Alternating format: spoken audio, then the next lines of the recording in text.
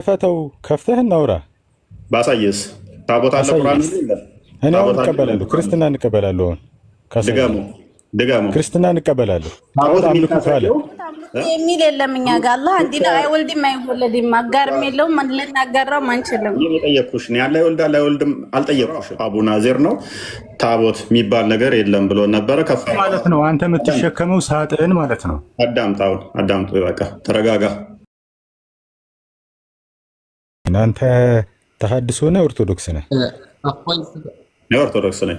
ታድሶ ምንድን ነው? ታድሶ ምንድን ነው? እኔ ኦርቶዶክስ ነኝ። ታድሶ ምንድን ነው? ተሐድሶ ማለት አዲስ የመጣው ክርስትና ማለት ነው። እስቲ መጽሐፋቸውንና ዶግማቸውን አሳየኝ። ና ከፍ በልና። እነሱ አሁን በአማልክት ምናምን አያምኑ። ከፍ በልና አሳየኝ። አሳየኝ። በአማልክት ምናምን እነሱ አያምኑ። በአማልክት ማለት ምን ማለት? አማልክት ምንድን ነው? ለምሳሌ አሁን በተክለ ሃይማኖት ምናምን እያልክ አንተ የምታከብረው የለም? እኔ ተክለ ሃይማኖት ብያ ማለክት አሁን ዶግማቸውን አሳየኝ እስኪ፣ መሰረታቸውን፣ የእምነታቸው መገለጫዎች እስኪ፣ የተመሰረቱበት መቼ ነው የተመሰረቱት? ማን የመሰረታቸው? አሁን አንተ ላይ ሳወራ ከአስከፈ እሄድልሃለሁ። መጽሐፍቶችን፣ የእምነት መገለጫዎች እነግርሃለሁ። እስኪ አሁን ታድሶ ያልካቸውን እስኪ ዶግማቸው ምንድን ነው? ዶግማቸውን ንገረኝ። በጋሻውን አታውቀውም? ግለሰብ እኮ ጥራልኝ አላልኩም። ስም ጥራልኝ። ማን ነው በጋሻው? እሺ ዘርፌን አታውቃትም? ማን ዘርፌ? ምንድን ነች? ዘማሪት። እንኳን ዘማሪት ዘማዊትም ትሆን ምን አገባኝ እኔ። እኔ እኮ እምነት ነው የጠየኩ። ስለ ግለሰብ ስለ ሰዎች አሚት እኮ አይደለም የጠየኩ። እምነት መስራች ናቸው። ኦኬ ሶሪ፣ መስራቾች እነሱ ናቸው። አዎ ይሄ ከሳቴ ብርሃን ላይ አይቼዋለሁ ሁሌ ማለት ነው። ስንት ዓመተ ምህረት ነው እንትን ያሉት? መዝሙር ከተወችበት ቀን ጀምሮ። መቼ ነው የተወችው? ምናልባት አንድ 15 ዓመት። የ15 ዓመት እምነት ሊነግረኝ ነው ከተመሰረተ። መስራቿ እሷ ነች አለኝ። እንዴ ክርስትና ተብሎ ጴንጤ ያለ አይደል እንዴ? የክርስቶስ አማኞች ጴንጤ ያለ አይደል? ማርቲን ሉተር የሚከተሉ። ዶግማውን ንገረኝ እስኪ፣ ዶግማውን ንገረኝ እስኪ። ታድሶ ደምሳሽ መሐመድን እኮ ያምናል። ደምሳሽ ኦኬ። አንተ ደግሞ ክፉ ነህ። አንተ ደምሳሽም ለካ ፍቅር ሲዘማማኝ ነው ብሎ መሐመድን መጥቷል። ለካ ስንት ዓመቱ ነው? ይህንን ካለ 3 ዓመት ምናምን ነው። ስለዚህ እምነት ነው እሱ። ኤኒዌይስ ዶግማቸውን ልነግረን ትችላለህ? ደምሳሽ መጽሐፍ አለው፣ እሱን እናሳያለን። እስኪ የእነሱ መጽሐፍታቸውን የእምነታቸው መገለጫ አሳየን እስኪ። ከመሐመድ ጋር እንዴት እንዳወራ እንዴት እንደሆኑ ደምሳሽ መጽሐፍ ዛሬ ላመጣ ይችላሉ። ስለ ጴንጤ እናውራ። ጴንጤ ክርስቲያን አይደለም? የክርስቶስ አማኝ ምን አገናኘው? ምን አገኛ እኮ ለው አንድ አይደለንም ብለን እኮ ቦታ ለይተናል እኮ። አንድ በል መጀመሪያ ደረጃ ጴንጤ ብትለኝ፣ ካቶሊክ ብትለኝ፣ ሌላውንም የጴንጤ ዲኖሚኔሽን ውስጥ ያለውንም ብትጠራ አይመለከተኝም። እኛ ኦርቶዶክስ ነን ካለ ስለ ካቶሊክም ስለ ጴንጤም አመለከተንም። ኢትዮጵያ ውስጥ ብቻ የሚመለክ እምነት ነው ማለት ነው ክርስትና ኦርቶዶክስ። ማን ያለ? እስኪ ሌላ አንድ ሀገር ንገረኝ ታቦት የሚያመልክ ክርስቲያን ያለበት ሀገር። ታቦት ሲጀመር አናመልክም። በመጀመሪያ ደረጃ ንግግርን አስተካክል። ታቦት ምንድን ነው ብለህ ጠይቀህ ታስወርደኝ። ቆይ ተረጋጋ። ሲጀመር ዶግማችንን እወቅ። ታቦት ማምለክ ከሆነ ሜይ ቢ ሱራ 2 ላይ በቀራ ላይ 248 ላይ አለልህ። ስለዚህ ስለ ክርስትና እየጠየቅኩ ነው። እሱን ከዛ ትመልሰልሃለሁ። ስላወራ ነው ታቦቱ። ስለዚህ አረብ ውስጥ አለ። አላህ ለመላእክቶቹ አስልኮ በአሮንና በሙሳ ለእነሱ የላከላቸው በመላእክቶች አሸክሞ። ስለዚህ መላእክቶችም ኢትዮጵያዊ ነበሩ፣ አሮንና ሙሴም ኢትዮጵያዊ ነበሩ ማለት ነው። ለም እንደ ስቱፒድ የሆነ አርጉመንት ማለት ነው። ማስረጃ እነሱ ሱረቱ በቀራ 248 አንብብ። አሁን ወደ ቶፒክ ክፈተው፣ እንዳትወርደኝ ክፈተው። ምንም የምታውቀው ነገር የለም። ምን ክፈተው ትለኛለህ ደግሞ? ክፈተው፣ ከፍተህ እናውራ። ባሳየስ ታቦት አለ ቁርአን ይላል። እኔ አሁን እቀበላለሁ፣ ክርስትና እንቀበላለሁ። ድጋሙ ክርስትና እንቀበላለሁ። ታቦት አምልኩ ካለ ቁርአን ላይ ጣዖት አምልኩ የሚል ካለ ቁርአን ላይ ካመጣ ለምን ትዊስት ታደርጋለህ? ጣዖት አምልኮ አይደለም ታቦት ነው ያልኩት። ታቦት አለ ቁርአን ውስጥ። ታቦት የሚል ካሳየኝ ክርስትና እንቀበላለሁ ብሏል። ክፈትና አሳየው ክርስቲያን እኮ ታመልከዋለህ ይመለካል የሚል ካሳየኸኝ ያልኩህ። ሰኖፍ ሙታ እኛ ታቦት እናመልካለን ብለን አላልንም። በመጀመሪያ ደረጃ እስኪ እኛ አምልኮ የተባልንበትን እስከዛ ያዘጋጅ። እንዳከፍተው አታሳየው። ወደ ቶፒኩ መልሰው። ታሳየኛለህ? የለም ታቦት አለ የለም አንተ ላይ የምን ታቦት? እንዳታመልኩ በጸያፍ ተገልጾ ሊሆን ይችላል። አረብኛውን አድርግለትና አንብበው ትችላለህ?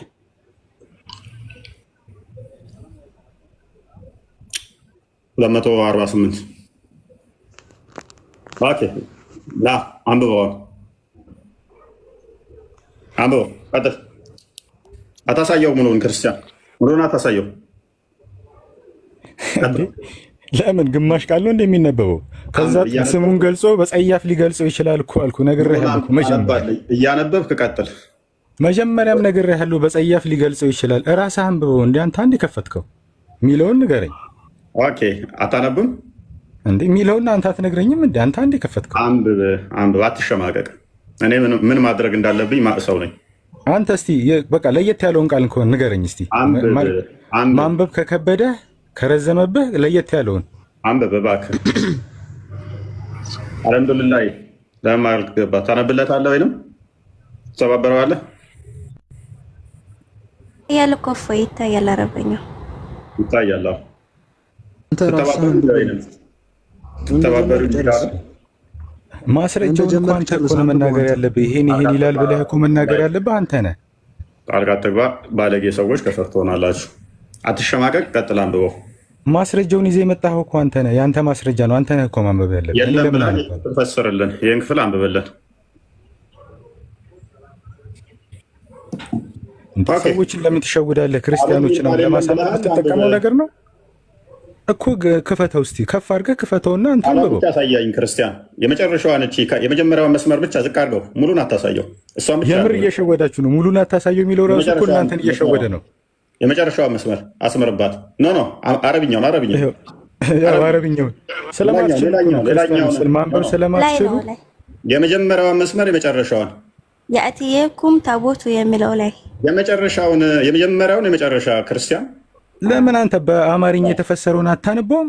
አዎ እሷ ታቦት አንብበችን ቃል እኮ በጸያፍ ነው የተገለጸው። ነግሬሃለሁ እኮ አንብብ። በጸያፍ መሆኑን ምንድን ነው የሚለው? ቅድሚያ አንብበው።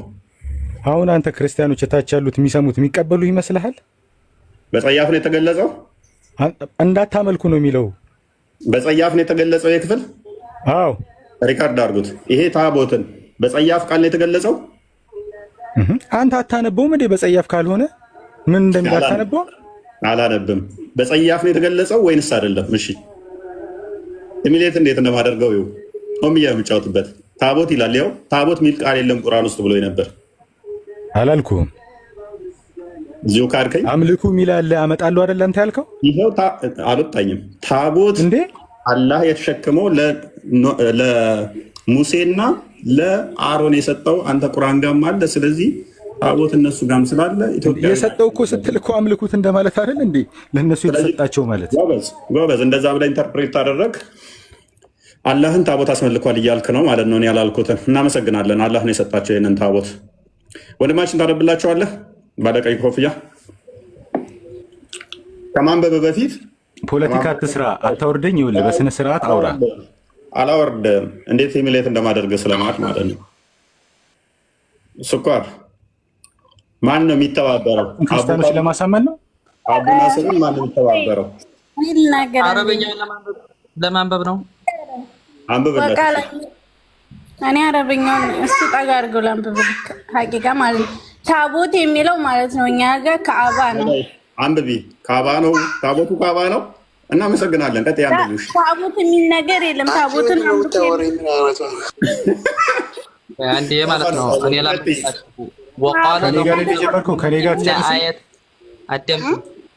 ታቦቱ ካባ ነው። ቀጥሉ፣ ችግር የለውም። አንቺ ደግሞ ሌላ ምንፈስ። እኔ እንደዚህ እያልኩ አይደለም። እናንተ ታቦት የምትሉ እና እንደዚህ የምትሉት እኛ ጋር የሚል የለም። አንብቢ። አሁን ሰጣቸው ከተባለ አምልኩ ማለት ነው ብሏል አቡ። እኔ አልወጣኝም። አምልኩ አልወጣኝም። እኔ በጣም ነው የምከታተልህ ሲጀመር ማለት ነው። አንብቢው። ታቦት አምልኮ የሚል የለም እኛ ጋር። አላህ አንድ ነው፣ አይወልድም አይወለድም፣ አጋርም የለውም፣ ልናጋራው አንችልም። እየጠየኩሽ ነው ያለ ይወልዳል አይወልድም አልጠየኩሽም። ስንት ነው ብዬ አልጠየኩ። ያልጠየኳችሁ ለምን መለሱት? ኧረ ተው ተው እናንተ ሰዎች ተው። ወይ አንዴ ማለት ነው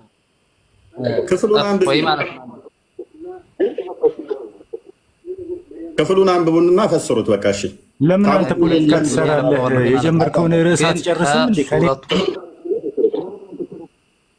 ቀጥሎ እንደማይችል ታደርገኛለህ። ከኔ ጋር እንደጀመርከው የአማርኛ ከፋርድናና ባካትረብሽ ሂሻም አንዴ ቆይ።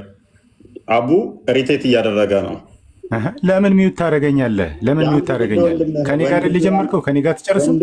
ወንድምህ ያንብብልህ። እሺ ቆይ ቅድሚያ ቀጥሎ ወንድማችን አንብበው። ቀጥል። ባለጌ ስለሆኑ ነው ይቅርታ ኢንተራፕት እያደረጉ ስለረበሹ። ታቦት አምልኮ የሚል የለም። አንብቢው ክፍሉን። እሺ ወቃለሁም ነብዩ እና ጠጋ አድርገዋ አይታየኝም እኮ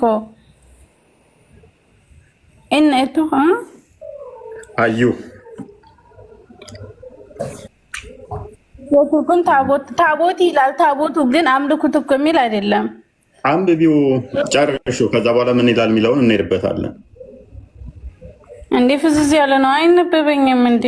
ጎበዝ በቃ እናመሰግናለን። ታቦት ይላል ግን አረብኛው አይደለ? ታቦት ይላል አረብኛው ገባለው በደንብ ተሸከመው ሳጥን ማለት ነው። ስለዚህ ክፍሉ ምንድነው የሚለው? ከፋ ክርስቲያን በቃ ይሄንን ታቦት አዳምጡ። ለሙሴና ለአሮን አሸክሞ በመልአክ የላከው ማን ነው? አላህ ነው። ሰጣቸው ማለት አስመለካቸው ማለት ነው ብሎ የፈሰረው አቡ ናዚር ነው። ታቦት የሚባል ነገር የለም ብሎ ነበረ። ከፍ ማለት ነው። አንተ የምትሸከመው ሳጥን ማለት ነው። አዳምጡ በቃ ተረጋጋ። ስለዚህ ይህንን የሰጠው አላህ ነው። እንሸኘው አደለ? ልጅ በጣም ባለጌ ስለሆነ ዚና ሂሚሌት ከተደረገ ይበቃል። መላእክቶች ናቸው ተሸክመ ታቆን እየዘ አንዴ ማለት ነው። እፎይ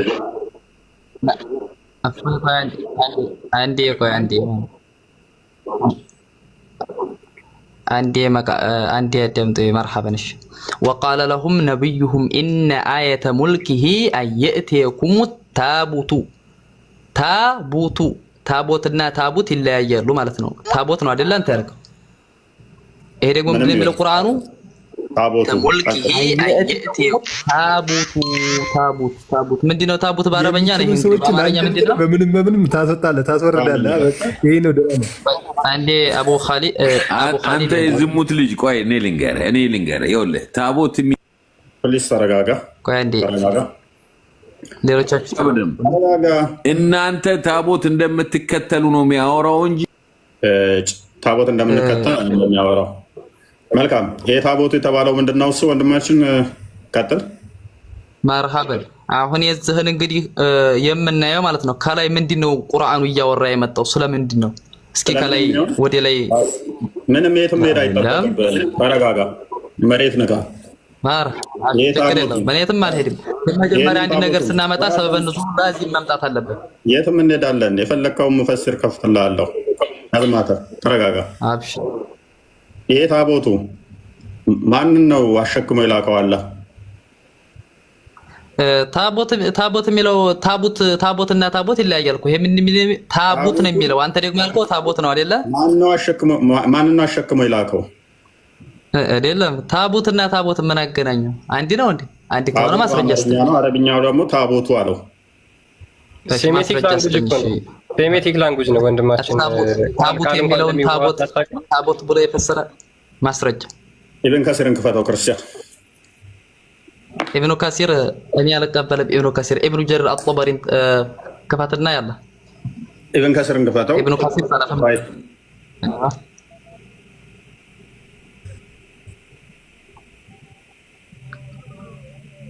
እኛ በቁርአናችን አናፍርም። ችግር የለውም እኮ ነው የምታል። ታቦት ምንድን ነው ብለህ ነው የምታምነው አንተ? ቆይ ቅድሚያ ግን ታቦቱ ምንድን ነው? ታቦት ነው። ታቦቱ ማለት ምን ማለት ነው? ምንድን ነው? ታቦት እናንተ አይደላችሁ ታቦት የምትገዙት? እኔ ታቦት አላውቅም። ታቦት ያው ከአላህ ውጭ ቁርአንህ ላይ ያለው ነገር ምንድን ነው? ቁርአንህ ላይ ያለው ጣዖትና ታቦት ይለያያል? ፈርቅ አላቸው? ጣዖት አይደለም ታቦቱ ነው የሚለው። ታቦቱ ማለት ምን ማለት ነው? ታቦትና ለኛ ማለት ነው ማን እፎይ ማለት ነው። ለኛ ጣዖትም ሆነ ታቦትም ለይሳ ፈርቅ ልዩነት የላቸውም፣ አንድ ናቸው። ስለዚህ የተጠቀሰው ክፍል ጣዖት ነው ማለት ነው? አይደለም። ከአላህ ውጭ የተገዙ የሚገዙት ነገር ሁሉ ምንድነው? ጣዖት ነው ለኛ እንደ ሙስሊሞች ማለት ነው። ሙስሊሞች ዘንድ አዳምጥ። የተጠቀሰው ክፍል አሁን ተፍሲሩን ቅራ። አዳምጥ። የተጠቀሰው ክፍሉ የተጠቀሰው ስለምንድን ነው የሚያወራው? ንገረን እሺ። ቆይ በተፍሲሩ ላይ ገብተህ የለም ያለ ተፍሲሩን ፈስርልኝ። ክፍሉን ንገረን። ማነው ተፍሲሩ? ተፍሲሩንማ መጣንልህ እኛ። የምናየው ተፍሲሩ ላይ ነው የምናየው። ባቅ ላይ አይደለም የምፈስረው፣ ባቅ ላይ አይደለም። በተፍሲሮች ናቸው የሚገለግሉት። ከመሄድ በፊት ክፍሉ ስለምንድን ነው ብለህ ነው እየተከራከርከን ተፍሲር የፈለግከው? ተፍሲር እኔ እሰጥሃለሁ። በቃኝ እስከተል ተፍሲር የፈለግነው ማህዲናል እኮ ተፍሲር የፈለግንበትን እኮ ታቦት የሚለውን አንተ ምን ብለህ ነው ያልከው? ታቦት የሚለውን ታቦት ቁርአኑ ምን ብለህ ፈስረህ ነው ታቦት ያልከው? እኔ ያልኩ ከአላህ ውጭ ያሉ ነገሮች ሁሉ ጣዖት ናቸው። ታቦትም ጣዖት አንድ ነው። ይሄን ቁርአን ክፍል ፈስር። ምንድነው የሚለው? መጀመሪያ ታቦት ወደሚለው ተፍሲር ሄዳል አይደለ? ለመመለስ ፈለክ? ተፍሲሩን ግለጥ። ክፍሉ ምንድነው? ስለምንድነው የሚያወራው? ክፍሉ ምንድነው? ጣዖትን አላህ አሸክሞ ጣዖት አምልኮ አላቸው እያልከን ነው? እሺ እንደዛ ስለህ ለምንድን ነው ርዕስ አንቀይርም አልክ? እሺ ውጣ ወደ ላይ። እሺ መጀመሪያው ላይ ውጣ መጀመሪያው ላይ በፊት ፈስር የለም እንዴ? ወደዚህ ከሆነማ እንግዲህ ና ተፍሲር ላይ ግባ ብያለሁ። ታቦት የሚለውን አንተ ታቦት የሚለውን ታቦት ነው ብለኸዋል። እስኪ ግባ ተፍሲር ኢብኑ ጀሪር አጠበሪ ተፍሲር ላይ ግባ። የተከፈተልህ ቅድሚያ ፈስር ክፍሉን። ለምንድን ነው የፈራኸው ወደዛ ለመሄድ? ምክንያቱም እኛ አህሉሱና ወልጀማዓዎች ሙፈስ አልዑለማ ወረሰቱል አንቢያ ብለውናል ነብያችን፣ ውዱ ነብያችን አለይሂ ሰላቱ ወሰላም ማለት ነው በሐዲሳቸው። ጠበሪ አንተን እኔን ይደግፈኛል ብለህ ከሆነ ተሳስተሃል። በደንብ አድርገው ይደግፈኛል። በደንብ አድርገው እቀበላቸዋለሁ ሙሉ ለሙሉ። ፕሊስ አዳም። ጠበሪ አርክ ብሎ ነው ያስቀመጠው። ኮቨናንት ወይንም ደግሞ ቃል ኪዳን ብሎ ነው ያስቀመጠው። ታዲያ አንተ ነው ታቦት ያልከው አንተ አንተ ነው ታዲያ። አርክ ኦፍ ኮቨናንት ማለት የቃል ኪዳን ታቦት ማለት ነው ወንድማችን። ስንቱን አስተምረን እንጂ ማን ነው እንደዛ ያለው? በራስ ባቅለህ ፈስረህ ነው። አርክ ምን ማለት ነው? ታቦት የሚለውን አንተ መጀመሪያ ታቦት የሚለውን ቁርአን ታቦት ብለህ ከየት አምጥተህ ነው የፈሰርከው አንተ? ታቦት ሴሜቲክ ቋንቋ አታውቅም ወንድማችን? ሴሜቲክ ምን ከተባለ ከየት አምጥተህ ነው? ማስረጃ አምጥተህ ከየት ነው ያመጣኸው? ታቦት ማለት ምን ማለት ነው? ታቦቱ ማለት ምን ማለት ነው ወንድማችን? እፎይ አሁን ለምሳሌ አንተ ታቦት የሚለውን ታቦት ብለህ ፈስረኸዋል። ከየት ነው ያመጣኸው? ከማ ተፍሲር ላይ ነው? ሙሉ ሙፈሲሮች እንደዛ ነው። አንድ በል። ሁለተኛ ደረጃ እኔ ታቦት ኢብኑ ጀሪር አጠበሪ ቃል ኪዳን ነው ብለው የፈሰሩት እያልክ አይደለ? ናዳንት ተረጋጋ፣ መሬት ንካ። ኢብኑ ጠበሪ አንተን ድባቅ የሚመታህ ነው። በጣም ብዙ ነው የፈሰረው ጠበሪ ባይዘይ ያላ። እሺ እኔ ድባቅ ይምቱኛል። ግባሽ እሳቸው ተፍሲር ግባ። አዳም በደንብ አድርገህ ነው ማዳምጥ። ግባ ጠመሪ አይ ቲንክ ከ10 በላይ ፔጅ ነው የሄደበት ይህንን ክፍል የፈሰረው በመጀመሪያ ደረጃ። እኔ ለማውራት ነገር ተረጋጋ። በመጀመሪያ ደረጃ ክፍሉን አውዱን ፍታልኝ ና ክፈተው። መላእክትን አሸክሞ የላካቸው ምንድን ነው? እሱ ቁርአኑን ራሱን ክፈተው። በአረብኛው ታቦቱ የተባለው ለነ ሙሴና ለአሮን መላእክቶች ተሸክመው ያመጡት ሳጥን ወይንም ታቦቱ ምንድን ነው? መጀመሪያ አንተ ታቦት የሚለውን ከየት አመጣኸው? ታቦት የሚለውን ከየት አመጣኸው አንተ? እሺ ሳዲቅና ሳኒ የፈሰሩልህን አንብበው። ማን የሚለው አጣምጣ። ኢብኑ ጀሪር አጠበሪ ተፍሲር ላይ ግባ ብያለሁ። እሳቸውን እቀበላቸዋለሁ ብያለሁ አይደለ? ቁርአኑን ታቦት ብለህ የፈሰርከው ከየት አምጥተህ ነው ያልኩህ እኔ። አምጣ ማስረጃ አንተ። ታቦት ብለህ የፈሰርከው ምንድን ነው የሚለው? ታቦት የሚለውን ቁርአን ታቦት ብለህ የፈሰርከው ከየት አምጥተህ ነው? ማስረጃ አምጣ። ወይ ትልቅ ሰው አይደለህም አንተ። ምንድን ነው እያልከን ያለው? አምጣ መጀመሪያ ለአንተ። ይኸው አረብኛው እኮ ታቦቱ ይላል። ታቦቱ ማለት ምን ማለት ነው? ማን ነው እንደዛ ያለው? ታቦት የሚለውን ታቦት ብሎ የፈሰረው ማን ነው? አምጣ ሙፈሲራ ወይም በጎግል አይደለም የምትፈስረው። ታቦቱ ማለት ምን ማለት ነው? አምጣ ማስረጃ። መጀመሪያ ተጠይቁት ጥያቄ አንተ ማስረጃ እየሰማችሁ ነው ወገን? ታቦቱ ይላል ቀጥታ ቃሉ። ታቦት እንድትል ማን ያለ ይላኛል። ታቦቱ ማለት ምን ማለት ነው ስለው መረጃ አንጣ ይለኛል። ምን አይነት ድንቁርና ነው? አረበኛውን አትሰባብረው። ቁርአኑ ማለት ነው ታቦት አይደለም የሚለው ታቡት ነው የሚለው። በዶማ ነው ታቡት ነው የሚለው።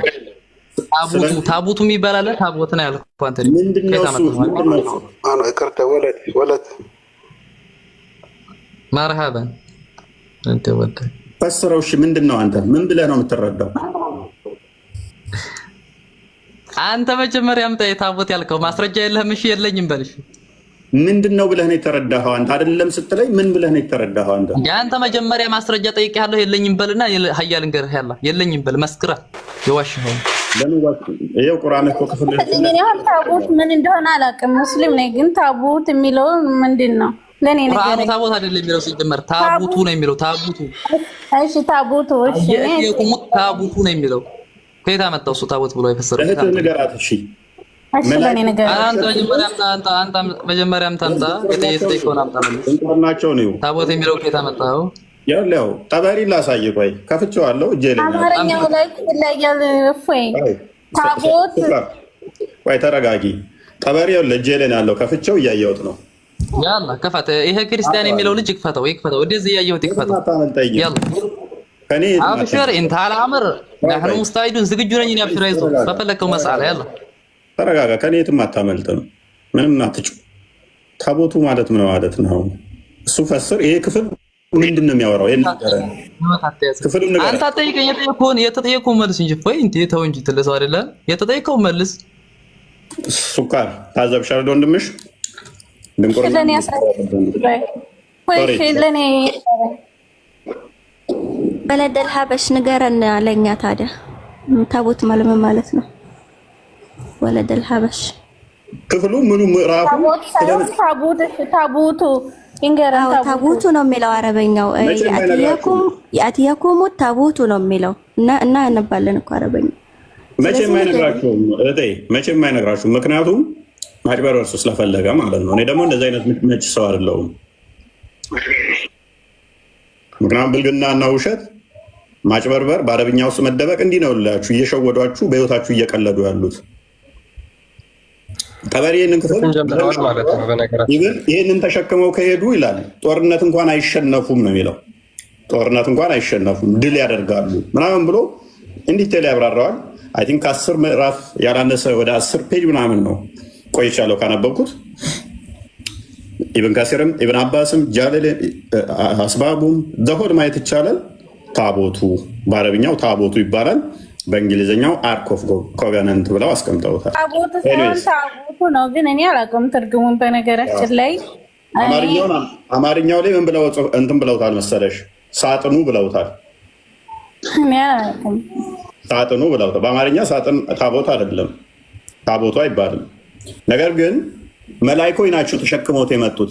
መላይኮች ተሸክመውት መጥተው ለሙሴና ለአሮን የሰጡት ዝም ብሎ ሳጥንም ሊሆን አይችልም። ተራ ነገር ሊሆን እንደማይችል ታውቁታላችሁ አይደለ?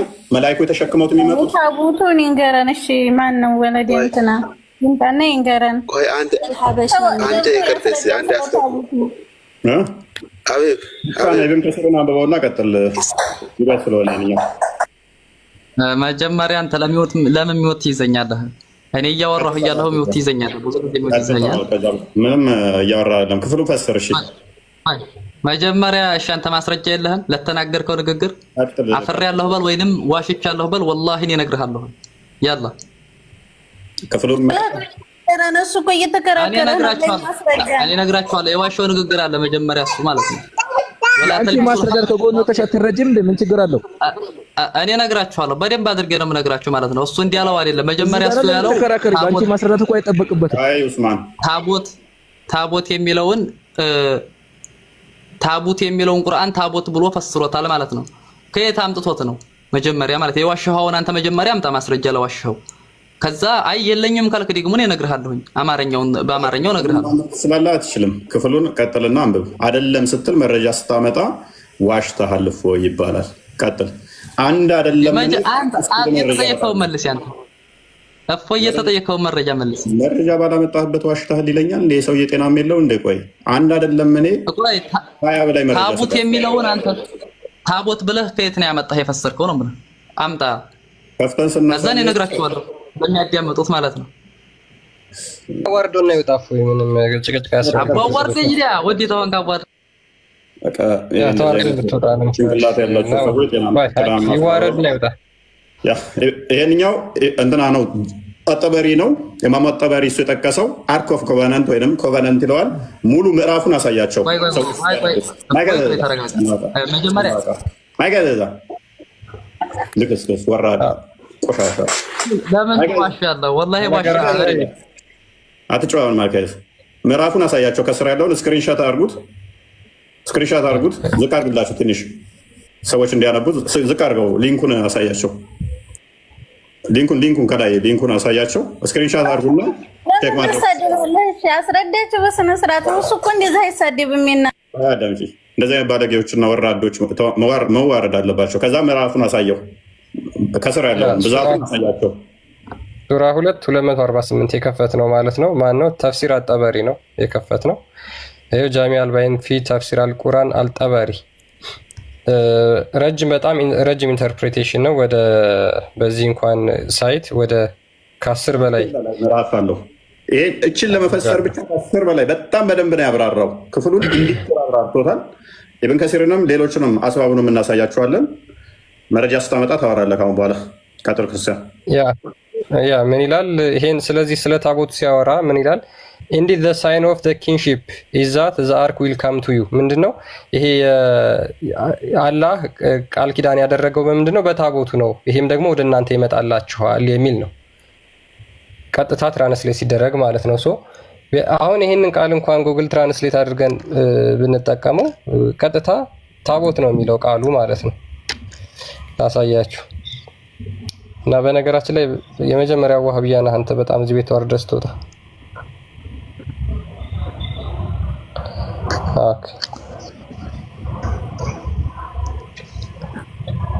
ወፋይ ሰላም ነው። አንዴ ምን ይላል? የንግስናው ማይከን ያዘና አዳምጥ፣ ውርደትን አዳምጥ። የንግስናው ምልክቱ ታቦቱ ወደ አንተ መምጣቱ ነው። በውስጡም ከጌታ ዘንድ ማረጋገጫ አለ ይላል። ኢብን ከሲር እንደገና ኢብን ከሲር እነሱ ባይጠቀመውም ዋህብያዎች በደንብ ስለሚቀበሉት ኢብን ከሲር እናሳያቸው። ተዛዝ እዚህ ጋር ታቦቱ ይላል። ተፍሲር ጠበሪን እቀበላለሁ ስላለ ጠበሪን እቀበላለሁ ስላለ ነው። ጠበሪ ከዚህ ውጭ ካለ ይከፍትልንና ያሳየናል። ወይንም እሱ ከፍቶ ማሳየት ስለሚችል የዋህብያዎቹ ደግሞ የሚቀበሉት ዋህብያዎቹ ደግሞ ለእናንተ ደግሞ እናሳያችሁ። አዘጋጅ ትከፍታለህ አንተ ጠበሪ እኛ ካልነው ካወጣ ነው ውጭ ተቃራኒ ካለ ባይዞ ሙሉውን ካያችሁት ኢብን ታቦቱን እዛው ከሄዱ ጦርነት ድል እንደሚያደርጉ ምናምን ሁሉ ጠበሪ ያብራራበታል። ያ ምን ይላል? ኢብን ጁሃይር ስቴት ዛት ኢብን አባስ ሰይድ ኢብን አባስ እንደተናገረው the angel come down while carrying the ታቦት መላእክቶቹ ታቦቱን ተሸክመው ይወርዳሉ between the sky and the earth በሰማይና በምድር መካከል ሆነው until they placed it before the ጣሉት while the people were watching ጣሉት እነሱ የሚሉት ሳኦል ነው። በሳኦል ጋር እስከሚያስቀምጡት ድረስ ህዝቦቹ እየተመለከቱ ይላል።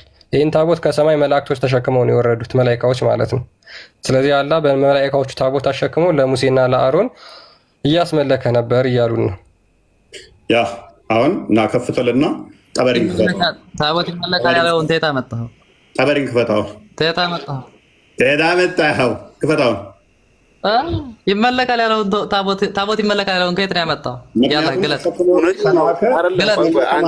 ግለጥ ወሬ አልፈልግም እኮ ግለጥ።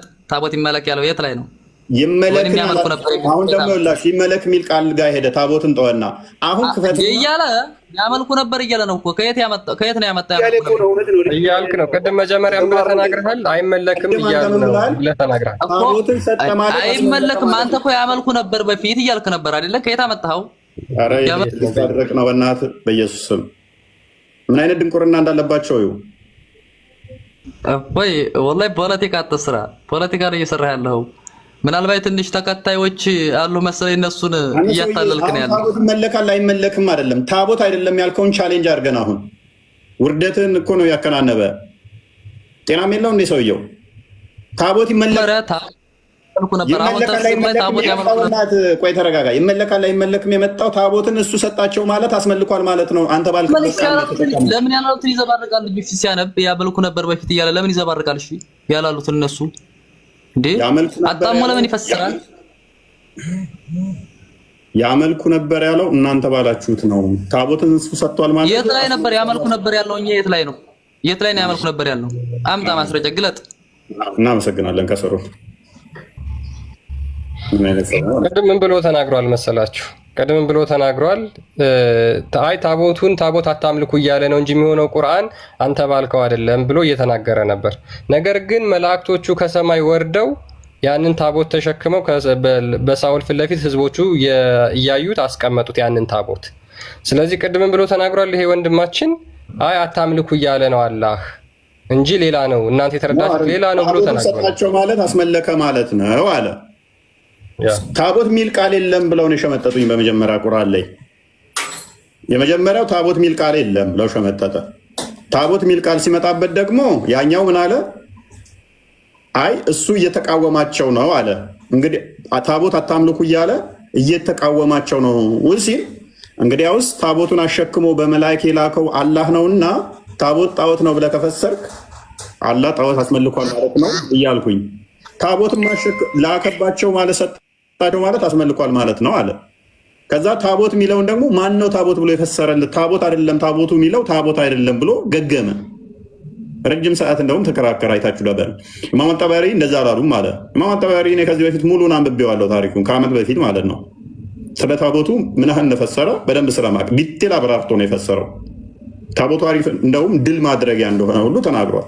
ታቦቱን ከያዙ እስራኤሎች በጦርነት እንደሚያሸንፉ ድል እንደሚቀናቸው ኃይል ብርታት እንደሚሆናቸው በደንብ አብራርቶታል። ከዛ የመጀመሪያ ፐርሚስ ምንድነው? ታቦት አይደለም ሲል ኢብን ከሲር ሲከፈት ኢብን ከሲርን አልቀበልም አለ። የዋብያ ነው አለ። ኦኬ ቁርአኑን ምን ብለህ ነው የፈሰርከው ታዲያ ሲባል ዋሽቻለሁ ብለህ በቃ አንተ ዋሽቻለሁ በለኝ። እሺ መረጃ አንጣና ከዛ በኋላ አንተ መረጃ ስታመጣ እኔ ያልኩት ካልሆነ ያኔ ነው አይ ቅድሚያ በል። ኦኬ ክርስቲያን አላስቻለው። ኢማም ጠበሪን ሲከፈት ደግሞ ምን አለ? አምልኩ ብለሃል። አምልኩ የሚል ቃል ላይ ደግሞ መጣሁ። አምልኩ አይልም ክፍሉ። ታቦት ስትመጣበት አምልኩ አይልም። አሁን ደግሞ ማለት የእስልምና ጭንቅላት ነው። እባካችሁ በህይወታችሁ ላይ ያቀልዱ። አጋንንት ነው አይ ነው አጋንንት ኃይል አለው ማለትም ባላመኑት ላይ እንደ ቦሊ እንደንትን እንደ የገና ቂዳ ያለቻ እንደዛ ሊያላጋችሁ እንዲህ እንደፈለገ ሊጫወትባችሁ ኃይል እንዳለው ባላመኑት ላይ አቃደውኝ ስልጣን አለው። ባላመኑት በተከተሉት ላይ ስልጣን አለው። እንዲህ እንዲጫወትባችሁ ጭንቅላታችሁን በነፃ ተከራይቶ እንዲጫወትባችሁ አትፈቀዱለት። ማለትም ድነትን አስቡ፣ ዘላለማዊ ህይወትን አስቡ። ውሸት አይጠቅማችሁ። አጋንንት በጭንቅላታችሁ በነፃ ተከራይቶት እንዲጫወትበት አትፈቀዱለት። የጤናማ አይደለም። ለእውነት አውሩ። ስለዚህ ወደ ቶፒኩ መልሰው ክርስቲያን በተቻላችሁ አቅም ምንድነው ግን አትዋሹ እባካችሁ፣ ሙስሊሞች አትዋሹ። ሱስ ሆነባችሁ። አንዴ ቆይ፣ ውሸት ሱስ እየሆነባችሁ ነው። በቃ ከደማችሁ ጋር የሚዘዋወር ነገር ከረከራችሁ ነው። ችግሩ እኮ ይሄ ነው። በማረጃ ነው እስልምና የሚመራው። አትዋሹ። እኛ አረብኛውን ከፍተን አማርኛውን ከፍተን እንግሊዝኛውን ከፍተን ሶስቱንም ተርጉመን አስረድተን ይሆናል አይሆንም። ቢያንስ በተቻለ መጠን ውሸታችሁን ከቀነሳችሁ እንኳን የመረዳት አቅም ይኖራችኋል። በጣም ነው የምትዋሹት፣ በጣም ነው የምታጭበረብሩት። እዚህ ደግሞ ያለ መረጃ ስለማይወራ ያ ውሸታችሁ ይጋለጥባችኋል። አሁን ይበቃል። ወደ ቶፒኩ እንመለስና በምልጃ ላይ እያወራን ነበረ። እሺ ሀሽም አንተ እንኳን የሚውጣቸው በዚህ ጥያቄ ያለ ጋር ተቀበለ። በእናትህ እኔ ትንሽ የሆነ የምጠይቅ ነገር ነበረኝ እና ጠይቃቸው። ቀጥል። ክፍሉን አውጣው ክርስቲያን ስዘ ተምር። እናንተ ስድብ እንጂ የምታስተምሩት ምንም ትምህርት የምታስተምሩት የለም። ማይካሽን አጅባይ በደንብ ገብቶልሻል። አንቺ በደንብ ተረተሽዋል። እንደተጠለዛችሁ ገብቶሻል። ዛሬ ምን አይነት ሃይማኖት ምን አይነት አጋንንታዊ ሃይማኖት ውስጥ የተቀመጥኩት ብለሻል። ተረተሻል። ወንድምሽን እኮ እየለመንሹ እባክህ አስረዳኝ ለእኔ እንኳን ብለህ ስትይ አላስረዳም አለሽ። ምክንያቱም መልሱ እኛ እንዳልነው ስለሆነ ስለገባው። ለምን ራስሽን ትሸውጃለሽ ስድብ ብለሽ? ሙስሊሞች ራሳችሁን አታለሉ። ጥያቄ ያለኝ እኮ ጥያቄ ያለኝ ፎይ ቶፒኩ ላይ ቅድሚያ እፎይ ጥያቄ አለኝ። ቶፒኩ ላይ እናውራና የተወሰነ አንድ ጊዜ መሐመድ በመቃብር ውስጥ ይሰማችኋል አይሰማችሁም? እስኪ እንመልሱ። ምን መሐመድ በመቃብር ውስጥ ይሰማችኋል አይሰማችሁም? እንዴ እሱማ ሞተዋል እኮ በቃ እንዴት ይሰማል? የሞተ እንዴት አይሰማም እኮ። ስለዚህ የሞተ ሰው ምንም አያቃርብህም ማለት ነው። ከሞተ በኋላ ጸሎት ብታደርግ ምንም አይጠቅምህም። በቃ ምንም አይጠቅመኝም። ሞተዋል፣ ኦልሬዲ ሞተዋል። በቃ ምን ጠቅመህ? ስለዚህ መሐመድ እንደ ማንኛውም ተራ ፍጡር ነው የምታየው ማለት ነው። ተራ እንደሞተ ምንም አይጠቅምህም። ማይጠቅም አይጎዳ ብለህ እሱ አይደለም የው ተራነቱ ተውና፣ እሱ ተራ አይደለም። ነብያችን ሰለላሁ ዐለይሂ ወሰለም ተራ አይደለም። ግን ተራ ስለ ሶሪ አንድ ሰው ምንድነው አይጠቅመኝም ምንም ስላልክ ከሞተ በኋላ ምንም አይጠቅመኝም ካልክ which means ጉዳትም ማስከተልብህም በቃ ሞቷል አይሰማም ማለት ሊያቃርብህ አይችልም ወደ አላህ ያቃርበኛል የሚል እምነት የለህም አይደለም። አሬ ምን ያውቃል ብላችሁ ነው አይጠቅሙም ይላል እንዴ? እኔ እሱ እሳቸው ከሞተ በኋላ ሞቷል። ለእኛ አስቀምጠው ሄደ አሻራ አለ፣ ትልቅ አሻራ አለ። ምንድነው እሱ? ቁርአን አለ። እኔ እንደቀጥሉም ብለዋል። እኛ የምንከተለው እሱ ባስተማር አስተምሮት ነው እንጂ እሱ እንደታረግልን አላህ ለምንልን አላህ እንደስጠይቅልን ምናምን አንልም። ስለዚህ ይሄ እንደት ብለን ስለምናምነው እንደታ ከሞተ በኋላ እንደዛ ነገር የለም ብለን ሀሺም እሺ። ስለዚህ ሀያቲ ኸይሩን ለኩም ወመማቲ ኸይሩን ለኩም፣ በህይወት መኖሬ ለእናንተ ጥሩ ነው፣ መሞቴ እሱ ምንድን ነው የምለው ሴታቸው አይሰማም። ይኸውልህ ነቢዩ ሰለላሁ ዐለይሂ ወሰለም በህይወት መኖራቸውም ለእኛ ጥሩ ነው፣ መሞታቸውም ለእኛ ጥሩ ነው። የተለያየው ምንድነው? በህይወት እያሉ ወህይ ይወርድባቸው ነበረ። ከሞቱ በኋላ ወህዩ ተቋረጠ። አልአንቢያኡ አሕያኡን ፊ ቁቡሪሂም ዩሰሉን ብለዋል። ነብያቶች በአጠቃላይ ቀብሮቻቸው ውስጥ ቀብር ውስጥ ያሉ ነብያቶች ሕያው ናቸው፣ ይሰግዳሉ ብለዋል። በሌላ ሐዲሳቸው ጁምዓ ቀን ላይ ሶላዋት የሚያደርግ ሰው ሲያደርግብኝ በጆሬ ነው የምሰማው ብለዋል ነብዩ ሰለላሁ ዐለይሂ ወሰለም። ለዛ ነብያቶች ከሞቱም በኋላ በአላህ ፍቃድ፣ መስፈርቱ ምንድነው? እኛ በአላህ ፍቃድ ይጠቅማሉ። በአላህ ፍቃድ ነብዩላህ ሙሳ ከሞቱ በኋላ ከ2000 ዓመት በኋላ ነው ከ50 ወቅት ሶላት ወደ 5 ወቅት ሶላት ያስቀነሱልን። መጀመሪያ ወጅቦ የነበረው ተነግሯቸው የነበረው ለነብዩ ሰለላሁ ዐለይሂ ወሰለም 50 ወቅት ሶላት 50 ጊዜ እንድንሰግድ ነበር በቀን። ወደ 5 ወቅት ሶላት ያስቀነሱት ማናቸው?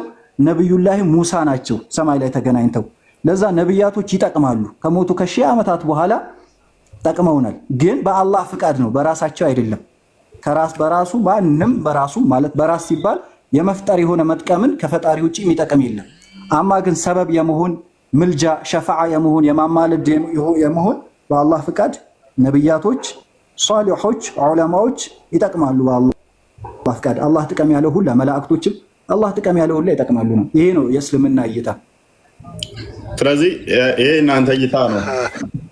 ኢሻም ደግሞ መላእክቶች አይሰሙም ከሞቱ በኋላ ብለን የምታምነው ነብያቶች ነቢያቶች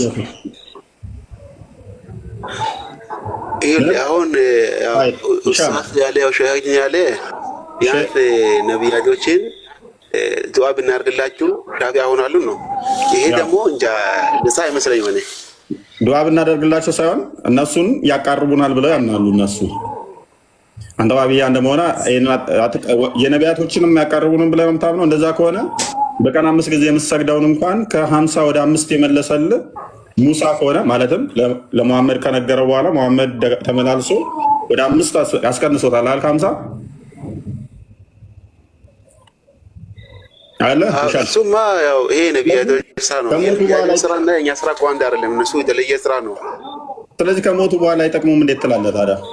ማለትም ከሞቱ በኋላ ያቃርቡንም እንዴት ትላለህ? በቀን 50 ጊዜ ዛሬ የምትሰግድ ነበረ እኮ። በቀን 50 ጊዜ ማለት እኮ በደቂቃ ውስጥ በመታው በቀን አንድ ሰላት ለመስገድ 10 ደቂቃ በትንሹ ሳይፈጅብህ አይቀርም። 50 ጊዜ ማለት እኮ ስንት ማለት ነው? ወደ 500 ደቂቃ ሙሉ ትሰግድ ነበር እኮ። ይህንን እንዲቀነስልህ ምክንያት የሆነ አንዱ ነው።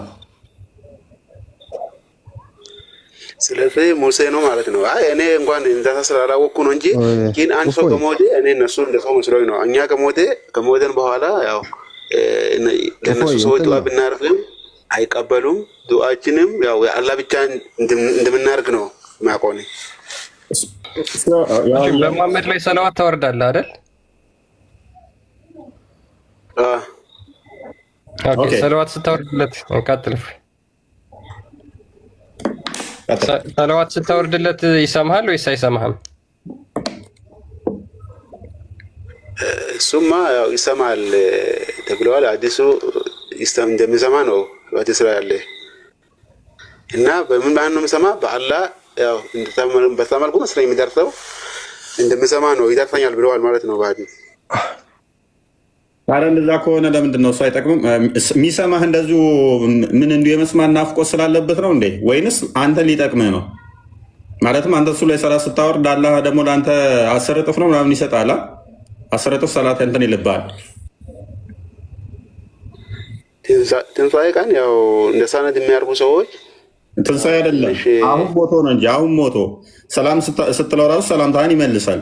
ደግሞ ሰላት ስታወርድበት አላህ በአንተ ላይ እንትን ያወርድልሃል 10 እጥፍ። ስለዚህ ሞቶ እንኳን እየጠቀመህ እኮ ነው። እንደውም ቁጭ ብለህ እኮ እንደውም ቢቻልህ ስራን አቁመህ ሰላት ማውረድ ነው ያለብህ 10 እጥፍ ለማግኘት። አይጠቅመኝም ማለት ሳይሆን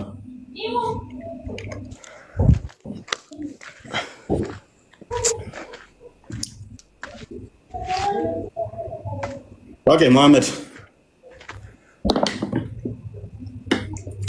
አቤት አቤት፣ ሰላም ነው እፎ? እንዴት ነህ? አለን። እስቲ ምን ላይ ናችሁ? ትንሽ አብራሩልንና። ያ ምንድነው እሱ ከአላህ ውጭ ምንም ነገር የሚያቃርብ እንትን አማላጅ ማያስፈልግ ምናምን የሚለው አስተምሮ ትክክል ነው ወይ? ማለት ወደ አላህ የሚያቃርባችሁ ነገር ትፈልጋላችሁ ወይንስ አትፈልጉም? ካለ ወደ አላህ የሚያቀርበን ነገር ለምሳሌ አንድ ሰው የሞቱ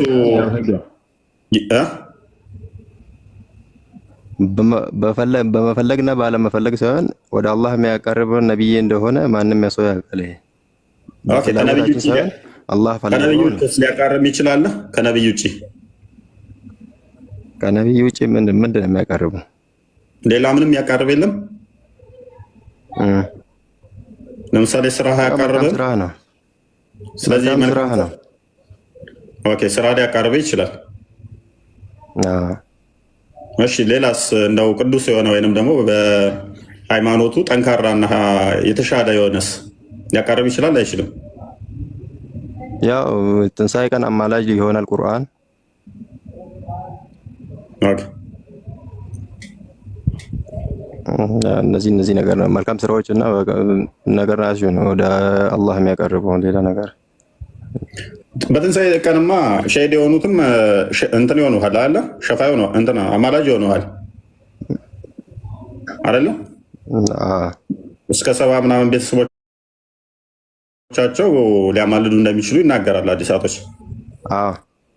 ሰው እንደዛ ከሆነ እንደ እነሱ ያቀርቡ ማለት ማተር የሚያደርጋችሁ በትንሣኤ ቀን ቁርአን የሚያማልድ ከሆነ እንትኑ ብላክስቶኑ የሚያማልድ ከሆነ ቁርአኑ ስራ የሚያማልድ ከሆነ መላእክቶች የሚያማልዱ ከሆኑ እነኛ የሞቱትም እኮ ያማልዱሃል። እነሱም ወደ አላህ ሊያቃርቡ ነው አይደለ እንዴ? የሞተ አቃርበኝም እንዴት ትላለህ ታዲያ? እንዴት አቃርበኝም ትላላችሁ? ምንድነው ያቀርበኝም ያልኩህ? ያቀርቡኛል ነው ብለህ የምታምነው አንተ? መልካም ስራ ያቀርባል አንድ በል። ኦኬ አዎ መልካም ስራ ወደ አላህ ያቀርባል። ቁርአን አማላጅ ሊሆን ይችላል። ነብዩ አማላጅ ናቸው። ሸሂዶችም እንደዛ ናቸው፣ አማላጅ ናቸው። ትንሣኤ ቀን የትንሣኤ ቀን ነው። ስለዚህ አሁን እነሱን አቃራሪ ትላቸዋለህ። አሁን ሸሂድ ሆኖ ይሞታል ያቃርበኛል ብለህ ታምናለህ? አሁን ሸሂድ ሆኖ ይሞታል ያማልደኛል እንጂ አያቃርበኝም። ያማልደኛል እና ማቃረብ ምንድን ነው ልዩነቱ? ሲያማልድ ሊያቃርብህ አማርኛ በቃ የአማርኛ እንትን ነው እንጂ ኖርማል አንድ ናቸው። ኦኬ ተቀራራቢ ናቸው። ሜይ ቢ በህይወትና ከሞት በኋላ የቋንቋ ልዩነት ሊሆን ይችላል። እሺ እንደዛ ከሆነ ትለምናቸዋለህ። አማላጅ ማለት ያው ሽምግልና ነው። ትለምናቸዋለህ። ትለምናቸው ይሰማሉ።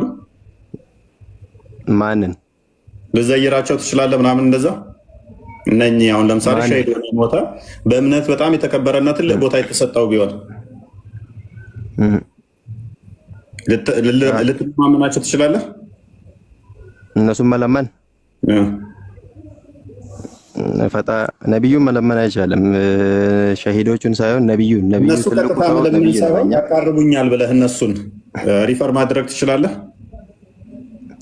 ሪፈር አሁን እንዴት እንደሆነ ታውቃለህ? ያቃርብ አሁን አንድ ሸሂድ ለምሳሌ ከፋሚሊ ውስጥ ቢኖር ያኔ እሱ ነው ፈጣሪ ጋር አማልዶ የሚወስድ ገባ አይደል? ሰባውን ቤተሰብ የሚባለው ሰባ ቤተሰቡ የሚወስድ እሱ ነው እንጂ አንተ እኔ መረጠኝ እኔ እኮ እንዲህ ነኝ እኔ እኮ ለምኜ ነበር እኔ እንዲህ ብዬ እኔ ሪፎርም ቢዛ ምናምን ነገር አይደለም። ገባ አይደል? አላህ ከቤተሰቡን ለሱ እሱ ቤተሰቦቹ ሰባ የሚመርጡ ሰባ ይመርጣል እንጂ ይሄ ነው የሚባል ነገር አይደለም። መሐመድ ብጠይቅ ምን ችግር አለው? ምክንያቱም ሱራ 5:35 ላይ መቃረቢያ ፈልጉ ስለሚል አንተ ብለምነው ምን ችግር አለ? መቃረቢያ ፈልጉ ማንን ነው መለመን? እኛ ያው ቁርአኑ ምን እንደሚል ታውቃለህ? ከአላህ ሌላ ሰው መለመንም እንደማይቻል ቁርአን ነው የሚነግረን። ወደ አላህ እንዲለምን ያስተማረው ወደ አላህ እንዲያቃርብ እሱ ምን ለምነው ችግር አለው ወይ? ዛሬ ነው ወይስ ትንሣኤ ቀን? ዛሬ ራሱ ምን ለምነው እሱ እኮ ዛሬ አይደለም እኮ የሚያቃርበው ትንሣኤ ቀን እኮ ነው የሚያቃርበው። ለወደፊቱ እንዲያቃርብ አሁኑ ያንን እንትን ብትል ችግር አለው? ያኔ እኔ ራሱ አያቃርበኝማ። በቃ እሱን ከለመንኩት አያቃርበኝም እኮ ሐቂም ይዝባል ነው አባኔ ጨቀጨቀኝ ብሎ ሐቂም ይዛት ሲሆን ያቃርበኝም ደስ ይላል። የሚለመነው አንድ አላህ ነው። እንዲያቃርበኝም እድሉ የሚሰጠኝ ማለት ነው አላህ ብቻ ነው። ገባ አይደል? እና አሁን እንትን አለ ህግ አለ። ያኔ ስትሞት ነው አንድ ነገር ልንገርህ። ቆይ አቃራቢን ፈልጉ የተባልከው ያኔ ስትሞት ነው የምትፈልገው? አሁን ነው እሱ ነው የሚፈልገው ፋሚሊ አላህ እሱ በአላህ እንትን ነው። አሁን ትንሣኤ ቀን ሲባል ምን እንደሆነ ታውቃለህ? ፍርድ የፍርድ ቀን ነው በእኛ። አሁን በእናንተም ትንሣኤ ቀን አለ አይደል? የሚያቀርባችሁ ስራክና ስራክ የሚመለጥ ወይ እንደዛማ ከሆነ የምታቃርቡትን ፈልጉ ነው እንጂ የሚባለው የሚያቃርባችሁን ፈልጉ አልነበረማ መባል የነበረበት። እንዴት ነው የምትረዳው እዚህ ላይ ካሊድ ከድር ሶሪ፣ እንዴት ነው እናንተ የምትረዱት? ይሄን አቤት ሰላም ነው። ከድር ሶሪ፣ አቤት። እሺ ቅድም ሰላም ሳልል ድንገት ስሜታዊ ሆኜ ስለገባሁ ነው ዋሳለ እንትን ሳልል ሰላም ሳልል የጀመርኩት። እሺ ምንድነው እፎይ ጥያቄ? አሁን ነበር ያዳመጥኳችሁ። ከሞቱ በኋላ ያቃርቡናል የሚለውን እንዴት ነው የምትረዱት? ያቃርባችኋል አያቃርቧችሁም? ከሞቱ በኋላ እሺ፣ ከሞቱ በኋላ አላህ የፈለገላቸው ያቃርባሉ፣ የሚያቃርቡ አሉ። አላህ የፈለገላቸው በዚህ መስፈርት ማለት ነው። ለፈለገው አላህ የፈለገላቸው እንዲያቃርቡ እና ለፈለገለት ኦኬ፣ አንተ መጠየቅ ትችላለህ እንዲያቃርቡ። አዎ ፍጠርልኝ በሚለው ትርጉም እስካልሆነ ድረስ ምን አለ መሰለ፣ መጠየቅ ሁለት አይነት ነው። አንደኛ ለፈጣሪ ብቻ የሚጠየቅ አይነት አጠያየቅ፣ እሱም ፍጠርልኝ በሚለው ትርጓሜ ያለ አጠያየቅ። ለምሳሌ ፈጣሪን ስንጠይቀው ፍጠርልኝ በሚል ትርጓሜ ነው ትርጉሙ የሚኖረው። ፍጠርልኝ፣ ይህንን ነገር እንዲያደርግልኝ ወይ እርዳኝ ስንለው መርዳትን ፍጠርልኝ ማለት ነው። ለሌላው ደግሞ ሰበብ ሁነኝ ወይ ምክንያት ሁነኝ በሚለው ትርጓሜ ከሆነ ችግር የለውም ብንጠይቀው፣ ቢኖርም ቢሞትም። ስለዚህ መጠየቅ ትችላላችሁ። ከዋብያዎቹ የምትለዩት እናንተ ከሞቱ በኋላ መጠየቅ ትችላላችሁ።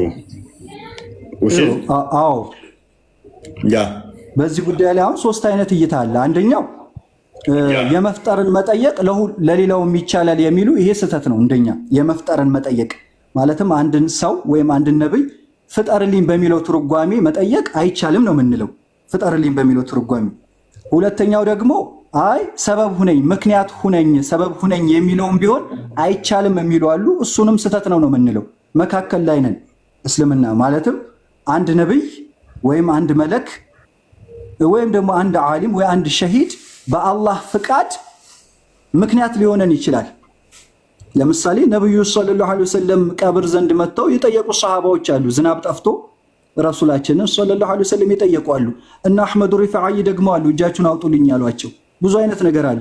እንደዛውም ከሞተ በኋላ የሰው ልጅ ነብዩን ይጠይቃል። በራሳቸው የነገሩን ሐዲስ አለ። ነብዩ ሰለላሁ ዐለይሂ ወሰለም የሰው ልጅ ፀሐይ ስንዝር ቀርባ የፀሐይ ብርሃን በጣም በምታቃጥለው ሰዓት ሸፋዓ ሰዎችን ነብያቶችን ይጠይቃል። አደም ጋር ይሄዳሉ የሰው ልጆች የተለያዩ ነብያቶች ጋር ሄደው መጨረሻ ላይ ነብዩ መሐመድ ጋር መጥተው ሲጠይቁ ነብዩ መሐመድ ለጌታቸው ስጁድ አድርገው ጌታቸውን ለምነው ከሰው ልጆች አናት ፀሐይ እንድትገለል ምክንያት ይሆናሉ ማለት ነው።